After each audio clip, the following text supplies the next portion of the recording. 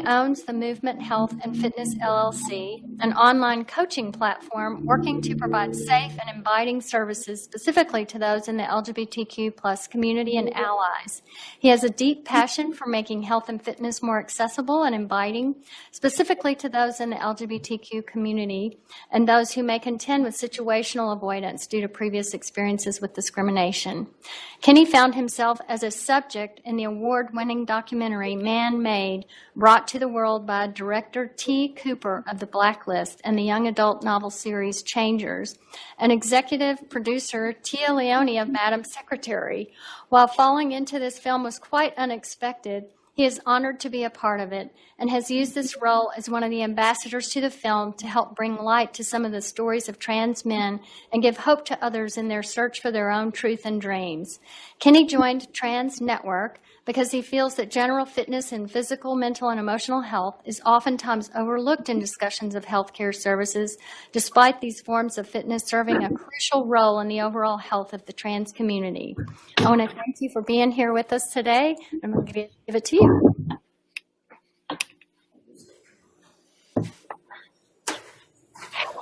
All right. Can everyone hear me okay? Just want to make sure. Good? Okay.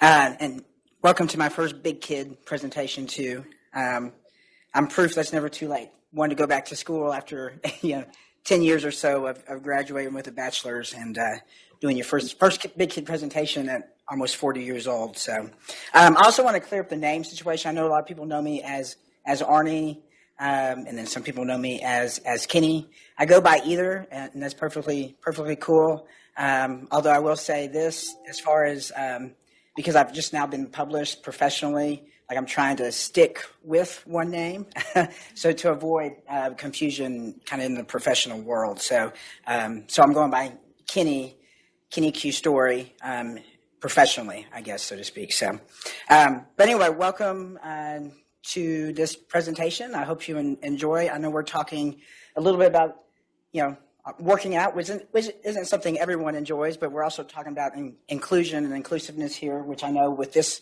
collaborative group is definitely something I think we all enjoy speaking about. So, but what, as was stated earlier, what I'm going to talk with you guys about is my research I did for my master's thesis, along with my advisor and chair for my thesis, Dr. Michael Gallagher at the University of Central Arkansas. And I'm very thankful for him sticking with me through all of it and the publication piece as well. So, but I wanted to first talk about, point it out. Okay. I'm getting used to all the televisions in here, so I'm not sure what to point at with this little pointer. But I wanted to first talk about kind of why, the reasons why I thought this research was necessary and important. And I'll be honest, the topic did not come to me necessarily because I'm trans. It came to me because, actually from a management standpoint, when a trainer of mine was working with a trans client, and they were doing a fitness assessment on them. And like all our trainers are trained to do, we do a health history questionnaire. It's a pretty extensive health history questionnaire that we ask for, but a piece of that is listing off medications that they may be on. And this particular individual listed that they were on testosterone. So again, as my trainers are trained to do, they ask follow-up questions just to make sure that there aren't any health concerns or conditions that they need to be aware of in terms of their programming. So at that point in time, this student indicated that they were trans, F to M, and my trainer was then kind of caught off guard and was not really sure how to proceed as far as performing the fitness center or fitness assessment and whether or not to use male or female standards and protocols in that particular situation. Because if you've ever done a fitness assessment or done body comps, normally these things and standards are tied to sex at birth. Okay, so he came to me afterwards and asked me, so what did I need to do in that situation? And I was honest with him, and I said, you know what? That's a very good question. I do not know. And I told him, I think you did. I mean, he handled it the best he could. He was still respectful of that particular student. But that got me thinking that this is definitely something that needs to be looked at in order to not only provide, I guess, the best information and the most accurate information possible to the trans population, but also to be as respectful as we can when working with the trans population. So now I will say that the obvious thing that I think is in our faces when it comes to gyms and fitness centers and just public settings in general are the restroom setup and facilities. But these things that I'm just now explaining don't really get brought up. And so I really wanted to focus on that with my research, as well as the facilities issues, policies, et cetera. So, but that kind of set me on the road, to my master's thesis, and has been kind of one of my top priorities over the last few years. So, so another reason for this research was when I did go to start looking and investigating to see what was already out there. At the time, there wasn't a lot of research on this particular topic regarding the barriers to health and fitness within fitness facilities. So I did find that most research was centered around the traditional healthcare setting. So looking at things like refusal of care, harassment and violence in medical settings, the provider not having knowledge of transgender issues, and then that individuals being kind of caught in the middle and having to serve as the educator in a role that they really don't want to be serving as the educator. Let's see here. Yeah, I was able to find another couple of studies done in the UK before I started my research. And although they didn't look specifically at fitness centers, they did have some questions about these types of facilities. And some of the things that they found, which were kind of interesting, and actually kind of lined up with the data that I actually obtained as well. But they found that 47% do not use leisure facilities in an effort to avoid being asked to use a different facility than what they identify with. And they also found that transgender individuals were often refused admission to public spaces, which is probably not all that surprising. And another UK study done in 2014 that was looking at gender, stage of transition, and situational avoidance. They found about 38% reported avoiding a gyms. Another about 38% reported avoiding public restroom facilities. Almost 50% who were proposing transition, not yet transitioning, but were thinking about it, avoided the gym completely, and 50% currently transitioning avoided the gym. And then another area that kind of seems to be leading the way as far as at least research and also I think trainings for the most part is higher education. And a lot of these studies have just looked at just experiences of the trans community overall in higher education settings, things like programming, facilities, counseling, and healthcare. Other studies have looked specifically at situational avoidance due to fear of violence and harassment, and situational avoidance being basically changing how you act or the places you go and just in order to avoid harassment or discrimination or violence. So interestingly enough, this last study, Patchett and Foster, done in 2015, this came out just before I started my master's in a publication that I actually subscribe to. So I was pretty excited to see this publication because it was actually focusing, although it's still centered in higher education, it was focusing on campus recreation settings, which was kind of more up my alley. So I was really excited to find this particular study. And actually, Erin Patchett was kind enough to send me her actual survey that she used. And so a lot of the questions that I utilized in my own study were taken directly from this study as well. So just applied in the commercial setting and not in a campus rec setting. So, but this particular study, they actually surveyed campus rec staff, not necessarily the transgender population, but they looked at current policies that they had in regards to trans issues, trainings, practices, forms, and then they obviously had some suggestions for future directions in campus rec and how they can better provide service to the trans community. So the last reason, but certainly not the least important reason I pursued this particular subject matter, was because of the many health disparities that are associated and seen within the LGBTQ plus community, and obviously more specifically the trans community. And to me, obviously fitness is more than just about the physical. It's also about the mental, emotional piece of it. And it's making us better individuals, but also, I think, a better human race, the healthier we are. And Healthy People 2020, for the first time, they included a special section. I don't know if you all are familiar with this, but they included a section devoted specifically to the LGBTQ plus community, which again was pretty exciting to see.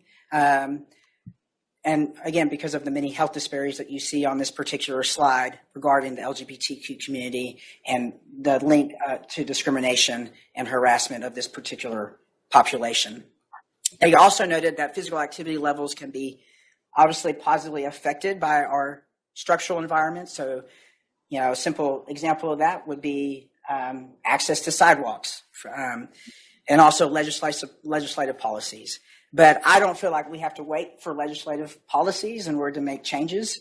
So again, this was another reason why I wanted to, do this particular study to help give current facilities some direction. So I think it goes without saying that obviously fitness and exercise have a lot of health benefits. So all the way from cardiovascular health to increased mental health through social interaction, giving people a sense of meaning and purpose, and also improving mood and things like concentration.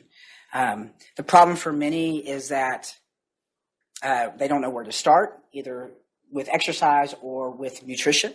And it may not be accessible, again, due to things like discrimination, situational avoidance, unwelcoming facilities, that just comes with being discriminated elsewhere, in society. So this study ultimately sought to take a peek at what barriers there currently were to health and fitness facilities, looking not only at the experience from the staff point of view, but also looking at the experiences from the trans population. So we actually did two different national surveys that we gave access to the trans community, and then fitness professionals, fitness staffs, whether it be managers, front desk staff, et cetera, et cetera. So anyone who worked in the fitness environment.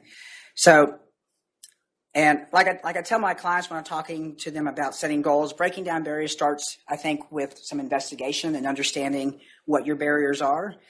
So our research aims were, again, one, to identify the experiences of the transgender community in the non-academic gym world, identifying what the perceived barriers for the trans community were, and what existing policies and trainings there were regarding transgender issues within these particular facilities, and what the experiences of fitness center staff were in working with transgender patrons and clients.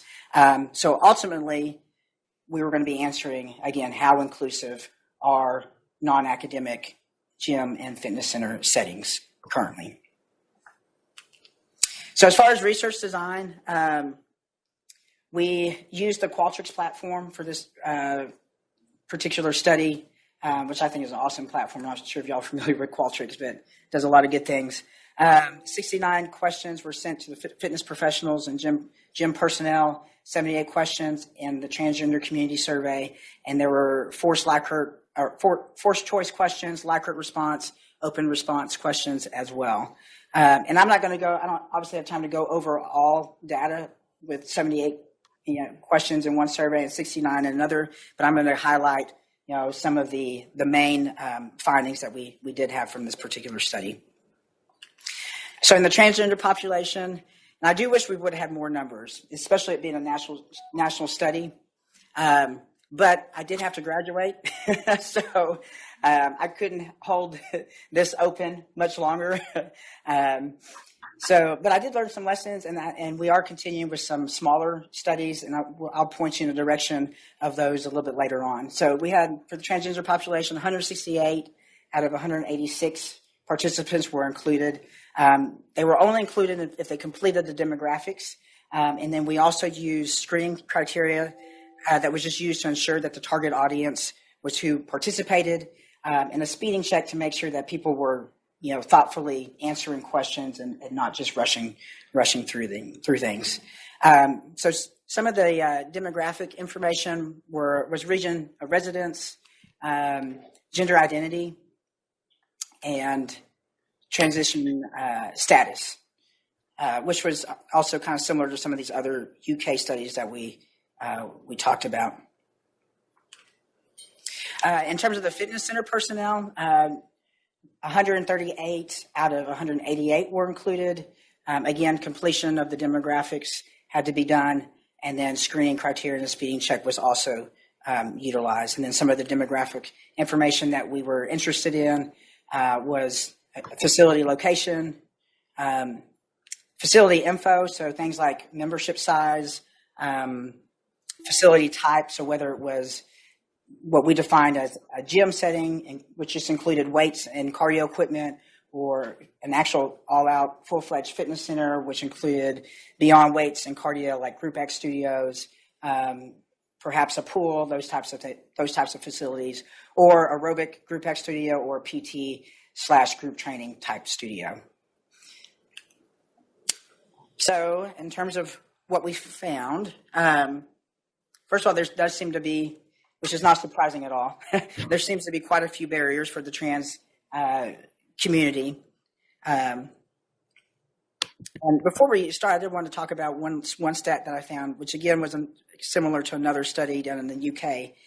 But we did find that of those who did not have gym memberships in the transgender population, 40% did not have a membership out of fear of harassment or acceptance, which again was very similar to the UK study, where they showed 47% did not have a gym membership. So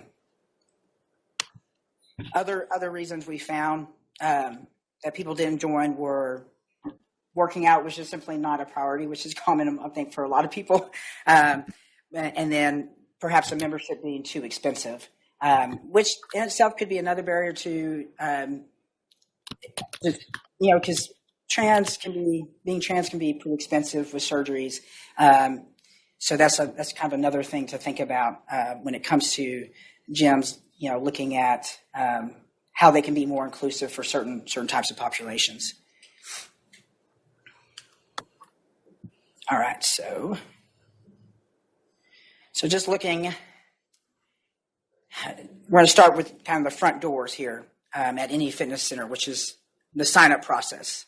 And looking at problems signing up, overall, it was fairly low figure. I mean, I don't like the number 23%, but I think this figure may be a little bit low because a lot of times fitness centers do their sign-up process not in person anymore. A lot of times it's an online process, and that's just me simply speculating at kind of after being in the gym environment for 17 years now. But zooming out, looking at specifically male to female and female to male participants, we found that 67% of all those who had problems signing up due to gender identity were male to female versus 33% who were female to male. And when looking within the groups, 43% of all male to female individuals had difficulty signing up, and 21% of female to male had issues signing up. Another thing that we looked at, and that needs to be considered, are forms and how they ask for gender identity or whether or not they distinguish between sex at birth. Because when people sign up, we're often, I think that's a major question that's posed on a sign-up form, whether it's online or a paper form at a gym setting. And they may both be necessary in order to assess, again, what protocols and standards need to be used for certain things like a fitness assessment if a personal trainer or a tester is going to be working with them. But inclusive language is important because it can establish right out of the gate that facility is a little bit more understanding and a little bit, and more inclusive to the trans community. And I know for me, I think it was Lorraine. It was a couple of years ago. Lorraine had a screenshot of a MindBody, someone signing up for MindBody. It might have been Lorraine signing up. I can't remember. But they were so excited about seeing that it included not just male, female. It included other gender markers as well. And yeah, that certainly can be exciting to other trans individuals who might see that. So at UCA this past year, Brian, I don't know if anyone's heard of Brian Buford out of the University of Louisville, but he came and did a discussion with us at UCA after the whole library thing, and awesome speaker. I would definitely recommend y'all seeking him out if y'all need anything as far as trainings. But one of the things he mentioned is that when you see a welcome sign, it doesn't necessarily mean that you are welcome. And so what I mean by that is more has to be done, especially for communities who have to deal with discrimination and harassment on a more routine, unfortunately, basis, to show that you are indeed welcome. And forms and inclusive language can be a way to show that you are welcome. So another thing that we looked at was the whether individuals quit or thought about quitting at some point during their experience with the gym. And we found that this was high in gender. It was high regardless of their time in transition. Interestingly enough, it was highest during times when people had reported they have been transitioning for 6 months to a year. Some of the reasons for quitting was unsure. They were unsure of the response that fellow gym members and staff might have.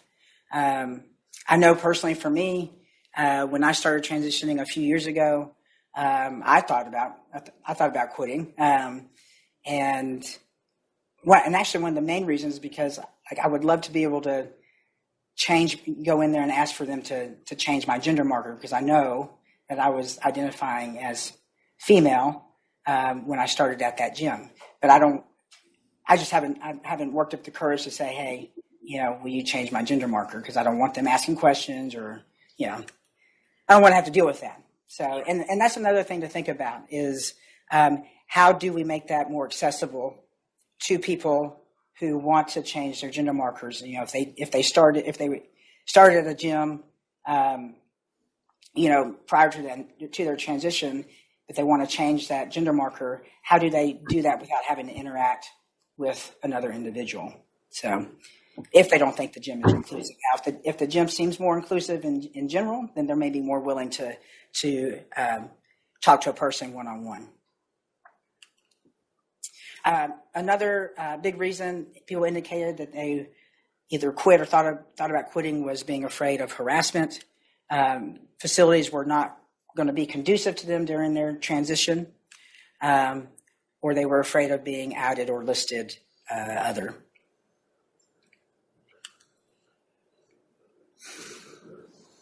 So gyms and fitness centers can often attract people because they're looking for social support, whether that be from fellow gym goers or staff. But again, if the environment is not like-minded or open-minded, or they don't feel like that they would understand them as individuals, then building that crucial support group and space can be difficult. And so if you've ever been in a setting where you just couldn't relate with a single person, you know how it feels not to quote unquote fit in. And more often than not, you probably end up leaving that particular environment. So we also wanted to look at feelings of exclusion. And we found that feelings of exclusion were high regardless of what region the respondent was in, regardless of their gender identity. And as far as time in transition, it was highest during that 1 month to 1 year period during which people were transitioning. So we can't go without mentioning facilities, so things like restrooms, locker rooms. And I know for me, even after transitioning for the last 3 years, restrooms and locker rooms are still a constant battle. I still avoid them, regardless of how many times people say, and that you passed just fine.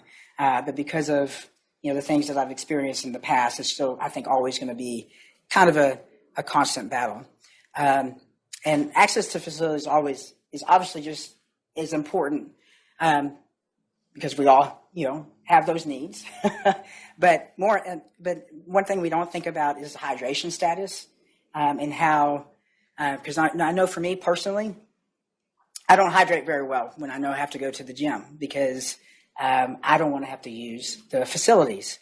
And this is actually something that I've actually talked to my trainers about in terms of programming, if they're working with a trans individual and they're working in a setting that is not conducive to them in terms of the facilities, if they don't have gender neutral locker rooms or bathrooms, or if they don't at least have policies that are supportive of the transgender population, because those people may not be able to do an hour-long workout. They may need to get in 30 minutes and get out, so they don't have to deal with that, unfortunately. So that's definitely something to think about. It's more than just our bodily needs. It's also, as far as relieving ourselves, is also hydration status, because hydration status is important in terms of performance. It's important in terms of safety reasons. So in terms of management, that's something I always have to think about. So like I said, we looked at as far as restroom avoidance within the trans population. Again, it was high, and I was always kind of surprised about the regional. I thought there would be some regional differences, but there wasn't a lot of regional differences, at least that we found in this particular study. So, but it was high in every region. It was high among all gender identities, and it was high regarding at all times in transition. So we also asked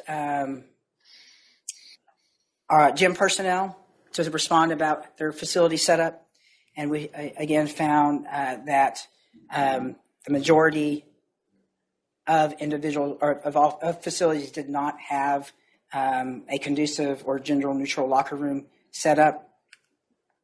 As far as membership size, and to me this is not very surprising that the smaller gym, like one of the smaller membership sizes, would have a gender neutral locker room setting, because a lot of times they have maybe one stall if it's a smaller gym location. But they did show that they were more likely to have a gender neutral locker room setup. And then we also asked the trans community about abuse experience in locker rooms. Again, unfortunately, this was high in every region. It was high in every gender identity, and it was high within every time in transition that we looked at.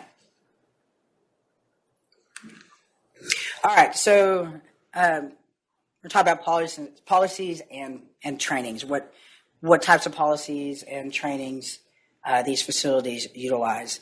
So after being in management for the last 10 years, I have really been able to see how policies and the enforcement of these policies can help to create whatever culture and whatever environment you're trying to establish in a given setting. And I'll take just what I see as a major example, but kind of minor compared to what we're talking about here today. But that's re-racking weights after you get done with a machine. So I'll be honest, I work out at a different location than where I work, because if I worked out where I worked, I would end up having to fire someone, I'm sure. The last time I worked out consistently at the Hyper, I had to fire someone several years ago while I was in the middle of a workout, and so I stopped working out there. So anyway, we're at the Hyper, we make sure that everyone is racking their weights. I mean, we will chase you down if we see you walk off from a piece of equipment and you haven't racked your weight, because we want to instill good habits and a good culture and good gym etiquette within our members. So that has been established there, but where I work out, it is not so much. And so it's a scavenger hunt every time I go in there to try to find weight plates. But I think the same culture, that can be taken and applied to inclusiveness as well. I mean, as managers, it's our job, in whatever work setting you're in, to make sure that we are creating the experience we want to create for every member. So that's one reason I wanted to look at policies. And again, we don't have to wait for legislation to start implementing some of these things. So we asked gyms if they had policies that were friendly to the trans community, as far as things like facility usage, et cetera. And we found, unfortunately, that most did not have policies in place regarding the transgender community, and most have not even discussed the implementation of policies. And again, it was low in every region, and I was kind of surprised about that as well. It was also low regardless of membership size, but you did see it more as far as policies within membership size. It was higher in those who had a larger membership base. And also, as far as policies being discussed, you see that it was also a little bit higher with fitness facilities with a larger membership base, which kind of makes sense because they, attract probably, a lot more people and probably a wider range of individuals. And so that might be an issue that they have already kind of run into in the past. So we also wanted to get an idea of whether or not fitness spaces were working with any organizations regarding transgender trainings or LGBTQ plus trainings. And we found, the West was more likely to have worked with LGBTQ organizations, but still, again, a little bit lower than what I would have expected. And then as far as membership sizes, again, you see that the larger membership bases were more likely to have worked with LGBTQ organizations for trainings. So obviously, because this whole thesis idea started with a fitness assessment, I wanted to ask about assessments. And keep in mind, again, there's really no direction for fitness professionals, personal trainers doing things like body composition analysis, cardiovascular fitness testing. There's no standards or protocols that I have seen in place to direct trainers on how to proceed with trans individuals, and at what point in time during someone's transition, do they switch to using, maybe the standards and protocols that align with their gender identity versus sex at birth. But I did want to see just kind of what people were doing currently. So we asked respondents of the trans community about their last fitness assessment and last body comp. And we posed the same question to fitness personnel if they had worked with a transgender client. And from the responses, there doesn't seem to be any obviously clear understanding of whether or not to use protocols associated with gender or sex at birth. And I think for me, this could be some interesting research coming down the line. I will say, though, I think the goal right now should and always should be to provide the most accurate information possible to the client while remaining as respectful to that individual's gender identity. Let's see here. It was also interesting to note, and this is on the slide, but that 45% of the respondents to these questions indicated that the staff member that they were working with for their fitness assessment or body comp was confused on how to proceed in that particular situation. So,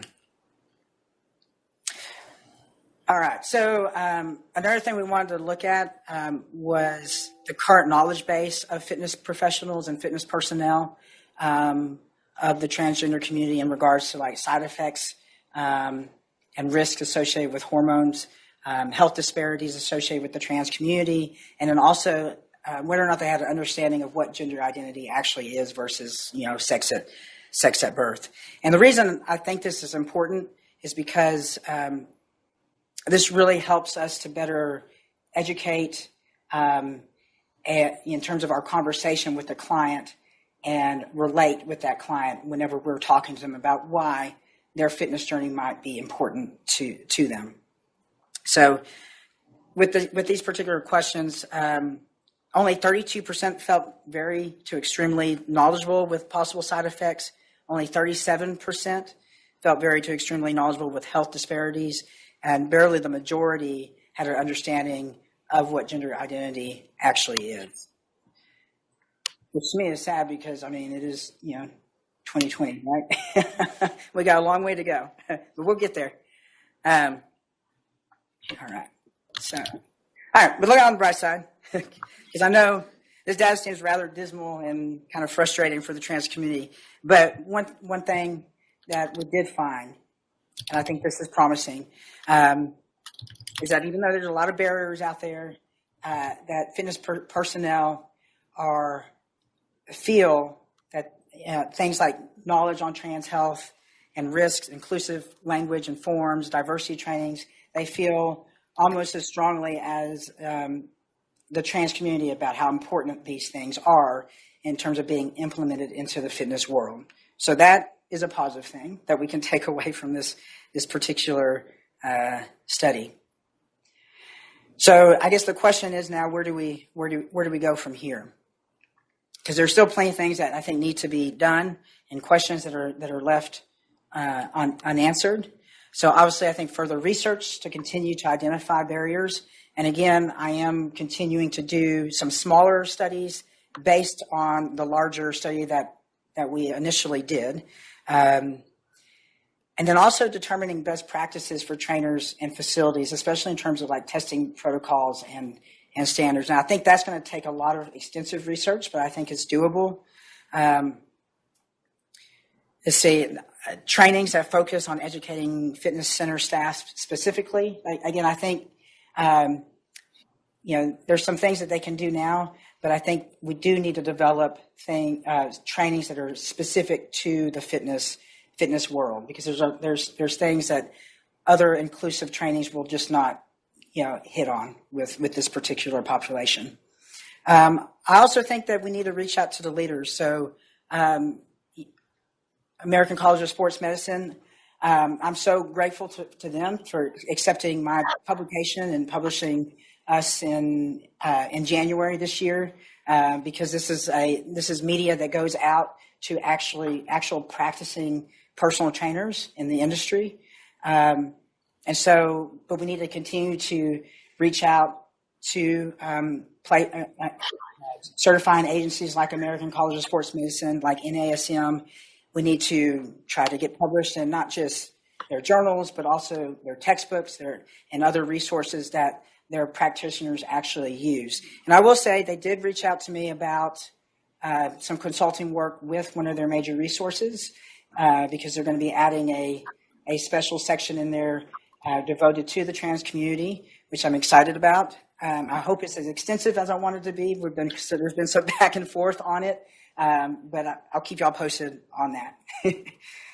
Hopefully they don't make me mad about it, but we'll see.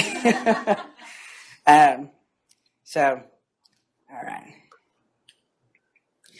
So, like I said, I think there's still a lot to be done and some questions to be answered. There, again, actions that I think we can take now. One is making sure that we're including gender-neutral locker room and restroom settings. Obviously, I think this is a lot more difficult for places that might have already been established.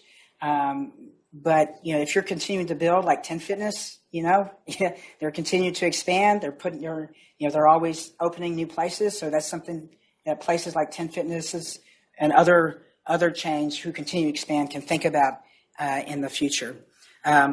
Also, inclusive language on forms.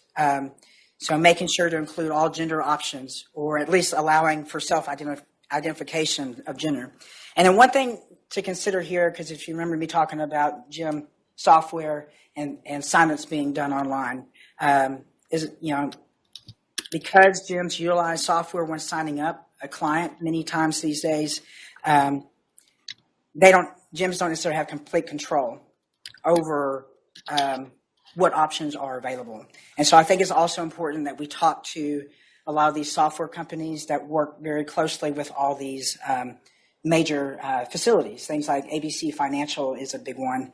And like I said, MindBody, hopefully they still have those options, because I know that was a couple of years ago. So they were definitely ahead of the game when I think Lorraine posted that. And then, as I mentioned before, the creation of extensive trainings geared specifically for those in the fitness world are needed. But again, there's other avenues right now that they can choose to go with as far as creating increased awareness and more understanding. So I don't know if you guys know who Scott Turner Schofield is, but he's an actor. But he also has put out a series training called Everybody Changes, which talks about respecting diversity in changing rooms. So that's a good place to start. And then obviously reaching out to other local LGBTQ groups and nonprofits to help come in and do sensitivity trainings. And I think this needs to be done not just with staff, but also with inviting members to come to those trainings as well, if you're truly wanting to be a more inclusive setting as a whole. So I share this quote once again because while I do believe we as individuals have to take control of our own health in spite of our own personal barriers, that doesn't mean that we as practitioners, personal trainers, coaches, managers, whoever we are, we can't work towards making it easier to access these resources by helping to knock down some of these societal barriers that exist out there today. So that is pretty much it as far as what I have to say and what I have to report on this. But if you want to find more information, you can go to our website or a couple of websites, www.yourmovefit.com, inclusivefitnessresearch.com. And then if you do want to check out Man-Made, obviously it's available on Amazon. But if you're looking to screen it as well for either the university setting or a larger setting as a public, you can go to their website for more information on that. So, and I guess that's it. But I do want to thank again. I want to thank Dr. Michael Gallagher. He has been there for me for the last several years now. We're still working on a couple more publications regarding this particular topic, and obviously I want to thank American College of Sports Medicine just for being kind of in the forefront of this and continuing to lead as an example in this industry. And then the Research Collaborative, I really appreciate your interest in the topic.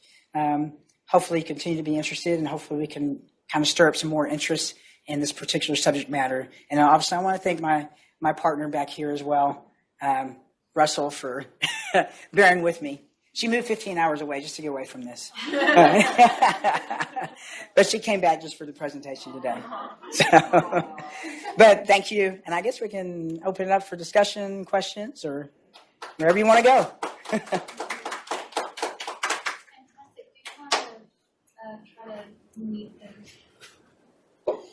So this ceiling mic unmuted?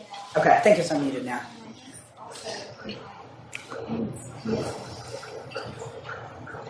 That was pretty amazing for our first big kid presentation.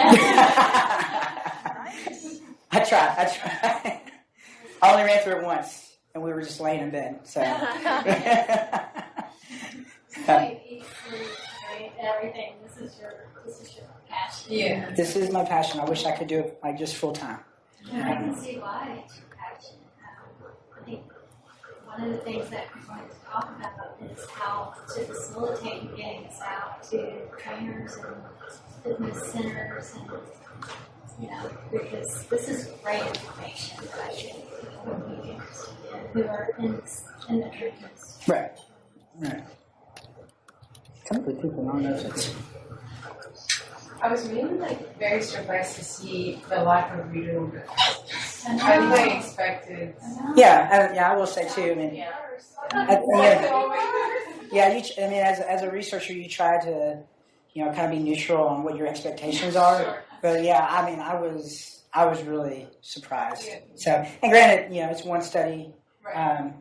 But I mean, I will say, some of the findings that I shared here were kind of similar to some of those findings in the UK studies we saw as well. So, and like I said, there are actually a couple of follow-up surveys that are available on the website, and I haven't done much advertising on those as of late, but they're still there to take.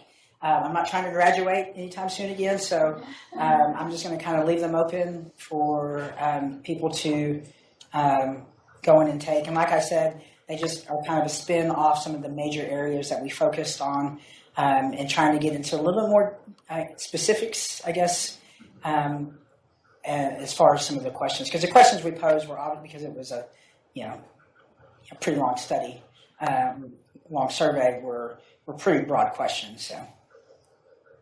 What are the areas that you're getting into more specifics? I have to go back. So I think for the ones that are up there right now, I can't remember. I want to say we're looking at facilities again, being more specific with that. And I'll have to go back to the website and look at the second one that I put up there. I'm curious how the best practices around testing, like assessments, that we talk about protocols, how would you look at that? Just collect all that information. I'm curious. Well, I mean, to me, you would, the way I would approach it, because you kind of have to find, because obviously when someone's on hormones, the body fat distribution shifts.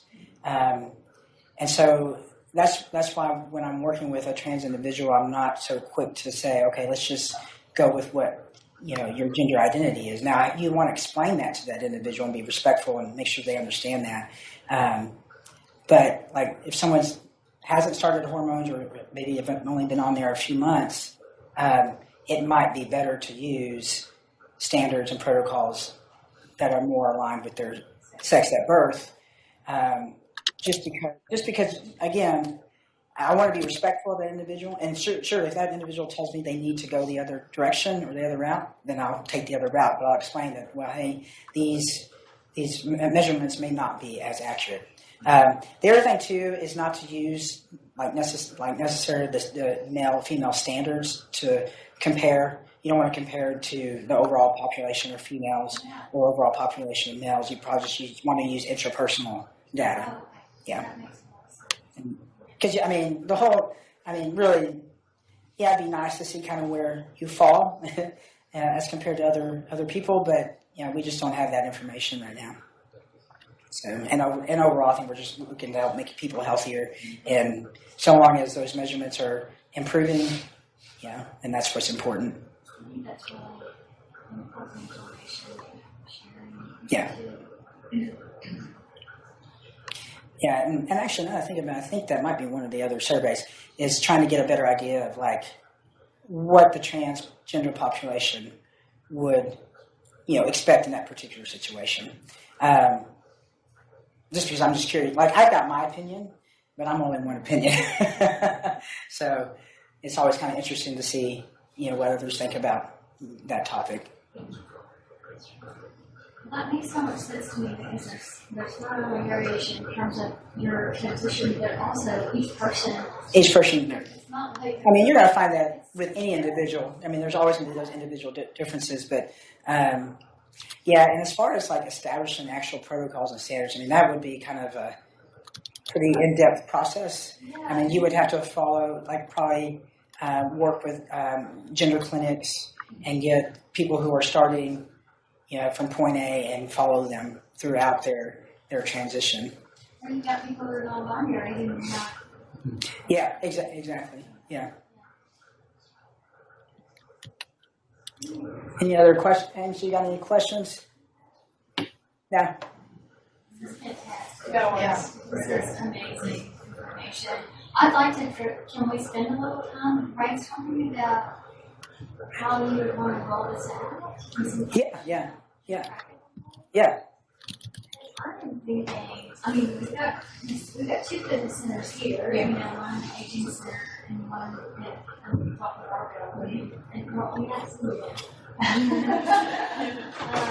so I know we have people that would be interested here, but all over town, even just starting Right. in Arkansas and Ames, I don't know if there are people in North Carolina. Did you think we'd run facilities who might be interested in, because we were talking, can you hear me, Ames?